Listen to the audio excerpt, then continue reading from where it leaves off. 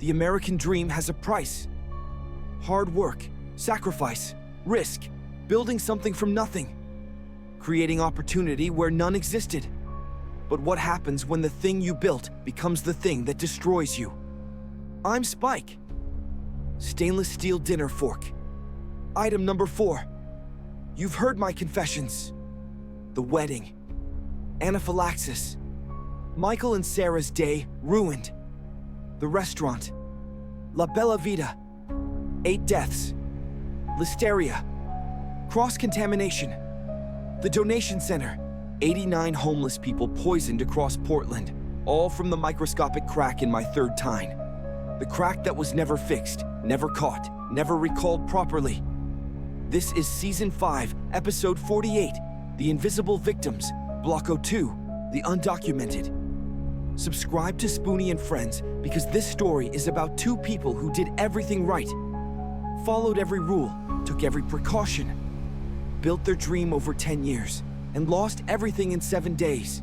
Because when you're undocumented, your dream is always one inspection away from deportation, and contaminated equipment is always one meal away from catastrophe. Write in the comments, what would you sacrifice for your dream? Because Juan and Rosa Martinez sacrificed everything, and I took it all away. July 2022, Phoenix, Arizona. Summer, temperature 112 degrees, desert heat. Brutal, beautiful, the kind of heat that makes you appreciate shade, water, air conditioning, and cold food. Juan and Rosa Martinez ran a taco truck, El Sabor de Casa, the taste of home, small business, mobile food service. They built it over 10 years. Started 2012, saved money, bought used truck, fixed it up themselves, painted it bright colors, red, yellow, green, Mexican flag colors, pride, heritage, home. They served authentic Mexican food, tacos, burritos, quesadillas, tamales, agua fresca, homemade recipes, Rosa's grandmother's recipes, traditional, delicious, affordable, 3 tacos $5, burrito $7, family meal $15, neighborhood prices, working class customers, construction workers, landscapers, day laborers, families. Everyone came to El Sabor de Casa. Juan Martinez, age 42, from Puebla, Mexico. Crossed border 2008. Age 28. Walked through desert 3 days. No water 2nd day. Almost died, survived. Made it to Phoenix. Worked construction, saved money. Met Rosa, fell in love. Married 2010. Small wedding, church, family, friends, community, beautiful day. They wanted to build something, together. Own business, American dream. Worked double shifts. Rosa cleaned houses during day, Juan construction at night. Every dollar saved, every penny counted. 2 years later, enough for down payment on used food truck. $20,000. Loan for rest. Started business 2012. Rosa Martinez, age 39. Also from Puebla. Same town as Juan. Didn't know him there. Met in Phoenix. She crossed border 2009, age 26. Paid coyote, $3,000. Dangerous journey. She doesn't talk about it. Too traumatic. But she made it. Survived. Found work. Found Juan. Found purpose.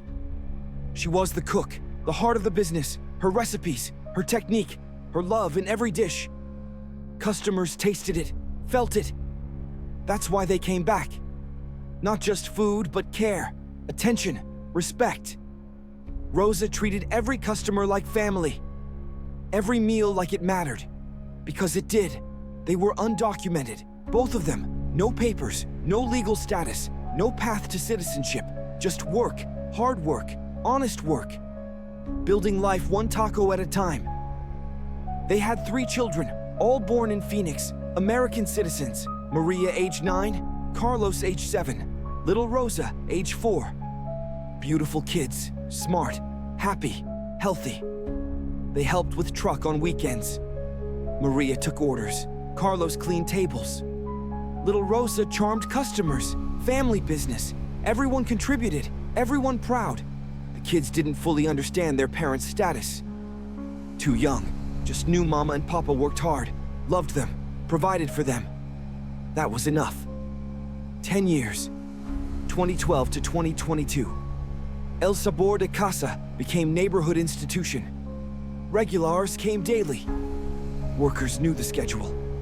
Truck parked corner of 27th Avenue and Indian School Road. Monday through Saturday. 11 a.m. to 8 p.m. Breakfast burritos.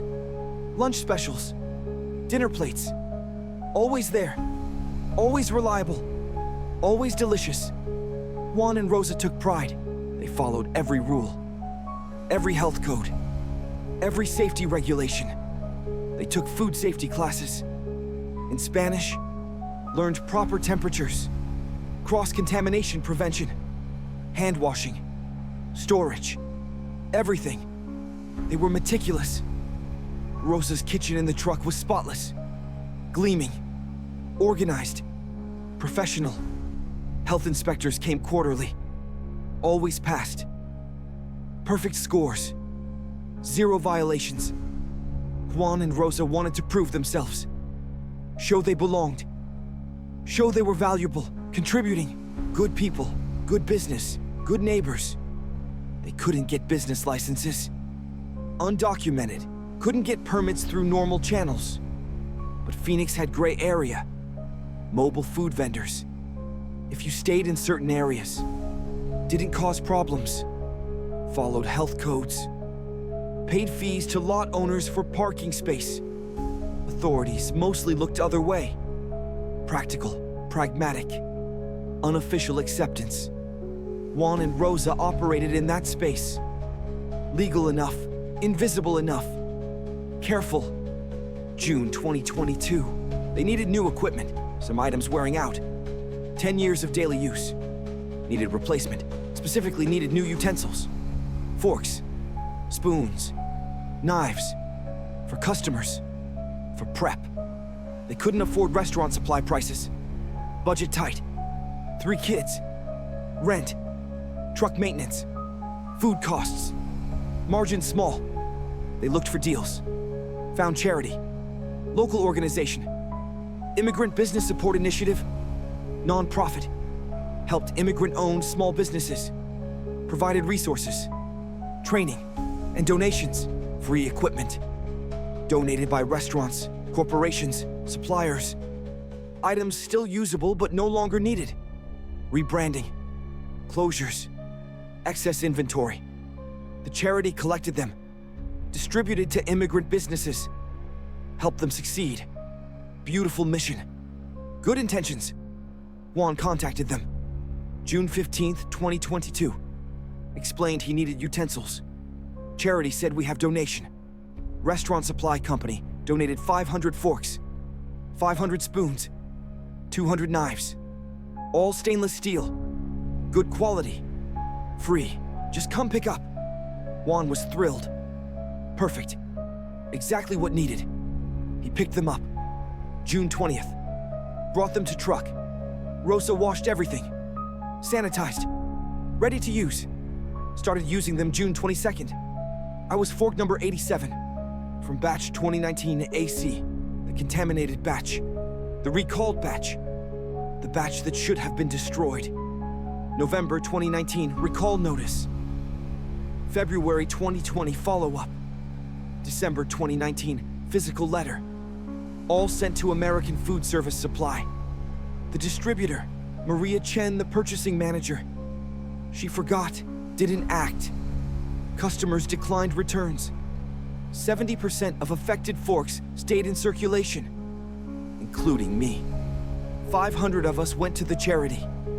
The charity never tested donations, never checked recall lists, never verified safety, just distributed what they received. Assumed donors had done due diligence. They hadn't. I had microscopic crack in third tine. Right side, 20 microns wide. Invisible to naked eye. Perfect hiding place for bacteria. No amount of washing could clean it. Hot water, soap, sanitizer. Nothing reached deep into that crack. Bacteria survived. Grew. Listeria monocytogenes. E. coli. Salmonella. Whatever contacted the fork stayed in the crack. Waiting. Multiplying. Ready to contaminate next meal. Rosa used me for food prep. Chicken. She prepared chicken daily. Fresh. Bought from supplier every morning. Quality meat. She handled it properly. Separate cutting board. Separate knife. Separate area. Textbook cross-contamination prevention. She cut chicken, marinated it, grilled it. Perfect technique. But then she used me. Fork from the donated batch. To check doneness, to move pieces, to plate the fork that had been in raw chicken earlier. Even though she'd washed it, even though she sanitized it, the bacteria in my crack survived. E. coli, O157, H7, dangerous strain. Transferred to cooked chicken, to vegetables, to rice, to customer plates. Invisible, odorless, tasteless, deadly.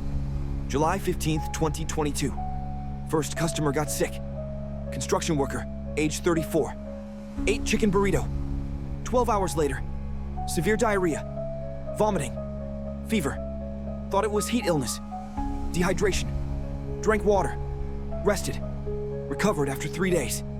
Didn't think about the burrito, didn't connect it, didn't report it. July 18th, second customer sick. Third, fourth, over next 2 weeks, 20 people got sick. Similar symptoms, diarrhea, vomiting, cramping. Most recovered. Thought it was summer flu. Heat exhaustion, bad luck. One person went to doctor. Tested positive for E. coli. Doctor asked about food. Patient said I eat lots of places. Can't remember everything. Doctor reported to health department. E. coli case. Health department noted it. Added to database. One case, not unusual. No investigation. July 28th. Elderly woman, age 72. Ate chicken taco. El sabor de casa. 24 hours later. Severe illness. E. coli infection. She was diabetic. Compromised immune system. Vulnerable. The infection hit hard. Bloody diarrhea. Dehydration. Kidney failure. Hospitalized. ICU. Dialysis. She survived. Barely. 3 weeks in hospital. Her daughter was furious. Demanded investigation. Where did she eat? What did she eat? Mother said, taco truck. El sabor de casa. Corner 27th and Indian school. Red, yellow, green truck. Daughter called health department. My mother almost died. E. coli. From that taco truck, you need to investigate. August 1st, 2022. Health department sent inspector. Showed up at El Sabor de Casa. Lunch rush. Customers lined up. Truck busy. Inspector introduced herself. Maricopa County Health Department. Need to inspect. Juan's heart stopped. Inspection. Papers. Documentation. Status. He thought this is it. This is how it ends. But he stayed calm. Said, of course, whatever you need. Inspector checked everything. Food temperatures. Storage. Cleanliness. Hand washing. Rosa's kitchen was perfect, as always. Inspector impressed. Very clean. Good organization. She took samples. Food. Surfaces. Utensils. Sent to lab. Testing. Results would take few days. She told Juan and Rosa. We received complaint. E. coli illness. Customer said they ate here. We're investigating. You'll hear from us. She left. Juan and Rosa terrified. Complaint. Investigation. What if they find something? What if they shut us down? What if they call immigration? 10 years. Gone. Just like that. August 3rd. Lab results came back. Food samples tested negative. No contamination in chicken. Rice, beans, all clean. Surface samples negative. Clean. but utensil samples. Forks, positive. E. coli, O157H7. Same strain that hospitalized the elderly woman. Same strain from other cases. Health department traced it, tested multiple forks, found 15 contaminated. All had microscopic cracks. All from same batch. Batch 2019 AC. They checked records, found the recall notices. November 2019. These forks were supposed to be destroyed 3 years ago. How did El Sabor de Casa get them? Juan and Rosa had no idea. They explained. Got them from charity. Immigrant Business Support Initiative. Free donation. We washed everything. Sanitized. Followed all protocols. We didn't know. Health department expanded investigation. How many people got sick? They cross-referenced. E. coli cases past month. Phoenix area. Found 47 cases. All same strain. All 8 at various locations, but 23 specifically mentioned El Sabor de Casa. Others couldn't remember or ate in multiple places. But pattern clear. El Sabor de Casa was source. 23 confirmed. 47 probable. Total victims. Most recovered. 2 hospitalizations. 1 near death. 0 deaths. Lucky. Could have been much worse. August 5th. Health department shut down El Sabor de Casa. Immediately. Cease operations. Food safety violation. Contaminated equipment. Removed all utensils. Tested. Confirmed contamination. Told Juan and Rosa. You cannot reopen until this is resolved. You need new equipment. Full inspection. Clearance. Process takes minimum 2 weeks, possibly longer. Juan and Rosa devastated. 2 weeks. No income. Bills. Rent. Kids. How do we survive? They had small savings. Maybe enough for 1 month, if they were careful. Very careful. But if investigation took longer, if fines imposed, if legal issues, they didn't know what would happen.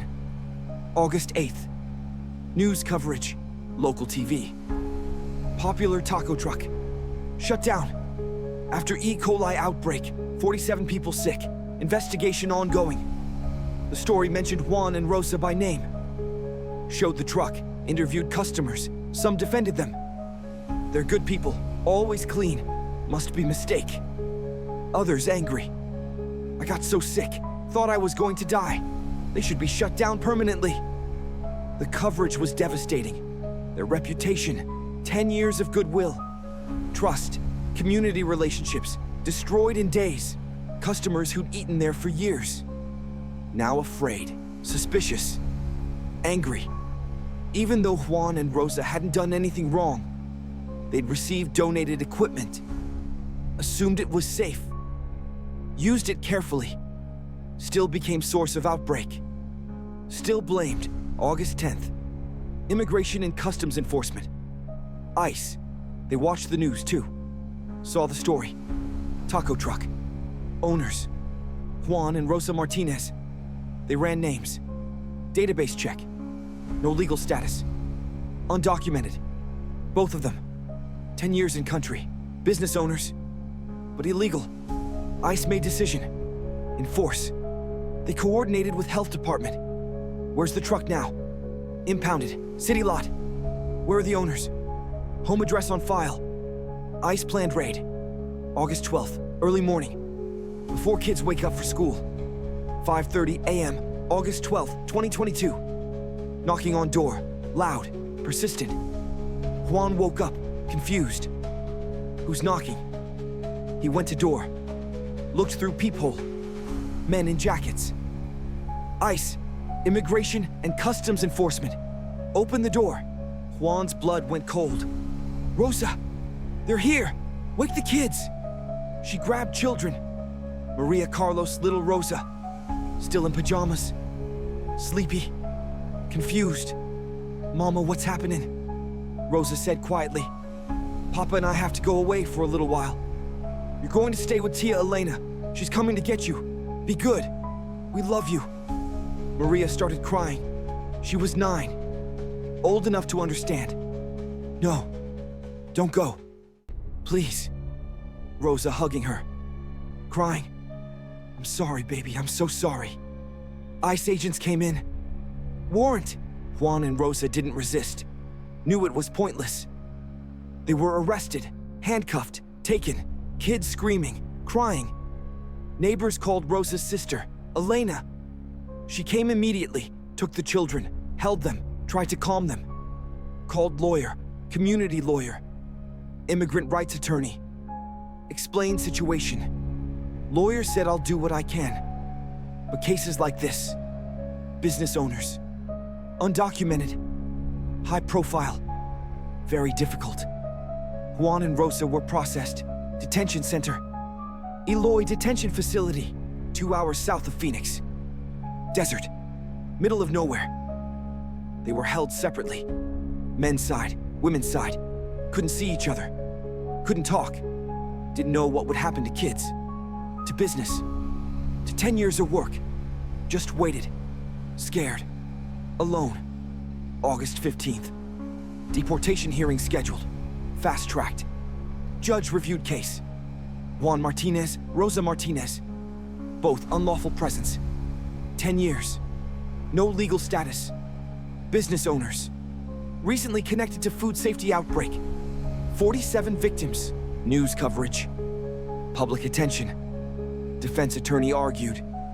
They're pillars of community. Family here. American citizen children. Business contributes to economy. Food outbreak wasn't their fault. Used donated equipment, followed all safety protocols. Judge listened. But law is clear. Undocumented for 10 years. No path to legal status. No extraordinary circumstances. No asylum claim. No relief available. Decision. Deportation. Both of them. Removal to Mexico. Immediate. Kids are American citizens. They can stay or go. Parents' choice. Juan and Rosa faced impossible decision. Take kids to Mexico. Country they barely know. No opportunity. No future.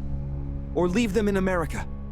With aunt, uncle, family, education, safety, opportunity. But growing up without parents, they talked through lawyers, through messages, through tears. Decided, kids stay. In America. With Elena, Juan's brother. Family will raise them. Better life than we can give them in Mexico. Heartbreaking. Necessary. Sacrifice. August 20th. Juan and Rosa deported. Flown to Mexico City. Bused to Puebla. Arrived in town they left 14 years earlier. Everything changed. They changed. Didn't belong anymore. Strangers in hometown. They had nothing. No money. No jobs. No home. Stayed with Rosa's elderly parents. Temporary. Cramped. Awkward. They tried to find work. Juan looked for construction. Hard to find. Different economy. Different connections. Different opportunities. Rosa tried cooking, selling food. But no truck, no equipment, no startup money. Barely surviving, living day to day, trying to send money to kids. But making so little. $50 a month. Maybe. Not enough. Never enough. The kids. Maria Carlos, little Rosa. Ages 9-7-4. Stayed in Phoenix with Tia Elena. She loved them, cared for them. But she had her own family. 4 kids. Now 7 total. Small house, tight budget. Stress. The kids were traumatized. Maria stopped talking, withdrawn, depressed. Carlos angry, acting out, fighting at school. Little Rosa cried every night. Where's Mama? Where's Papa? Elena didn't know what to tell them. Your parents had to go back to Mexico. Will they come back? I don't know, baby. I don't know. The truth was, Juan and Rosa were banned. 10-year ban. Can't return to US legally for 10 years. Minimum. Maybe never. Back in Phoenix. El Sabor de Casa. The truck, it was impounded. Held as evidence during investigation. Eventually released. But to whom? Juan and Rosa deported. Couldn't claim it, couldn't sell it, couldn't do anything. It sat in impound lot, accumulating fees. Storage, eventually auctioned. Sold to pay fees. 10 years of work, equity, investment, dreams. Sold for $3,000 to pay impound fees. Nothing left for Juan and Rosa. Nothing for their kids. The community rallied, tried to help.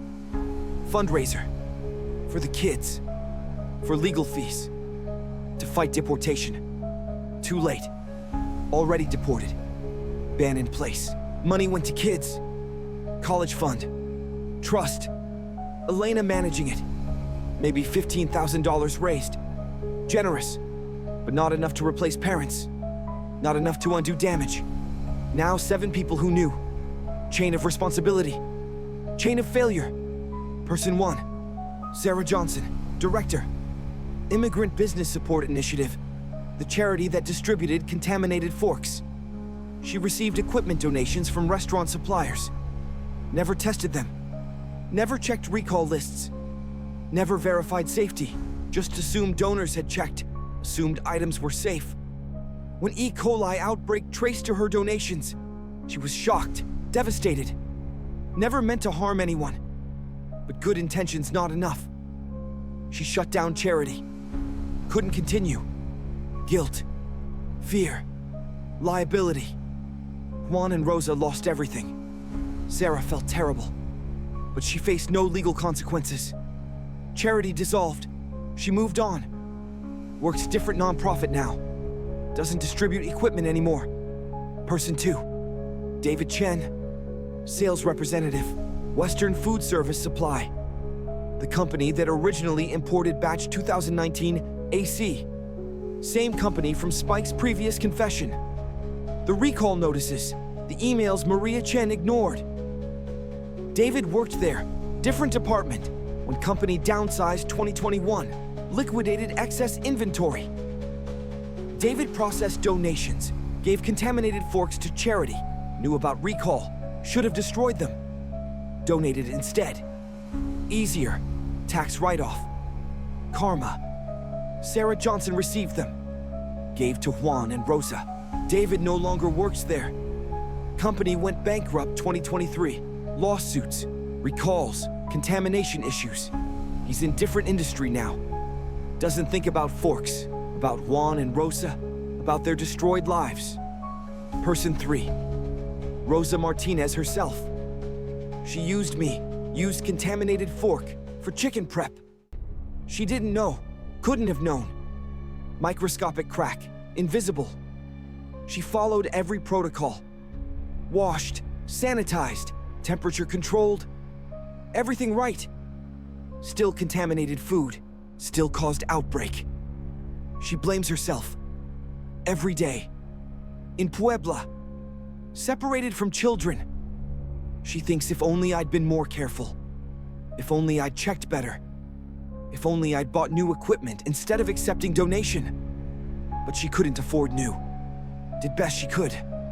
Still not enough. Person 4. Health Inspector. Karen Miller.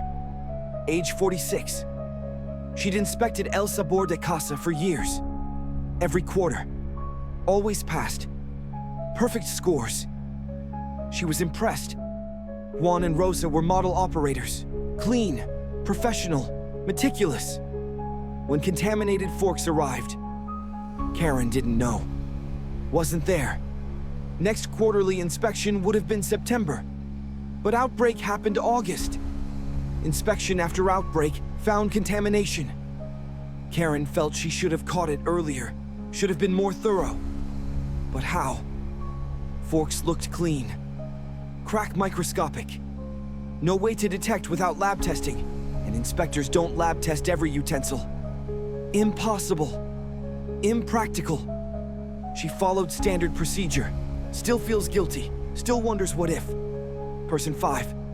ICE agent Thomas Rodriguez. He executed arrest warrant, detained Juan and Rosa.